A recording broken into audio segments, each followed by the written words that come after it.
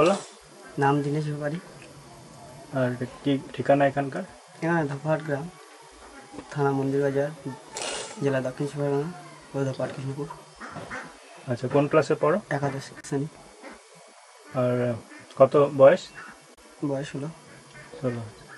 তো মাধ্যমিক হয়ে গেছে? আগে কিরকম হলো মাধ্যমিক? মোটামুটি কম্পিউটার শিখিয়েছে? আগে না না তো শিখতে ইন্টারেস্ট আছে? শিখতে চাও তো? আগে। আচ্ছা, আপনি এবার বলুন যে ওর বাবা কি করে, বাবার নাম কি? বাবার জিজ্ঞেস নাম? করিনি। হ্যাঁ, বাবার নাম। রবীন্দ্রনাথ ব্যাপারী। আচ্ছা, ওর বাবা কি করে? বাবা কিছু করে না। মানে বাড়িতে থাকে? হ্যাঁ, আপনার করে ছেলে মেয়ে? 3টে ছেলে। এরা হ্যাঁ, আগে না। এরা কোন ক্লাসে পড়ছে?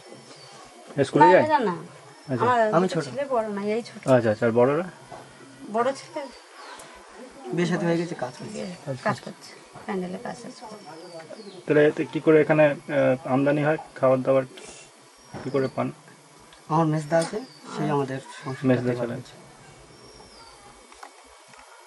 ঠিক আছে। আর কোনো টিউশন করছো নাকি এমনি খালি আছো? না না ঠিক না, টিউশনি করছে।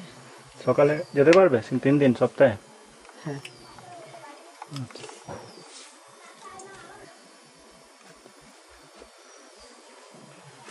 এলে কি রান্না খাওয়া সবার? হ্যাঁ। আসুন না, ভিতরে বসুন। ঠিক আছে, আমরা তো বেরিয়ে যাবো।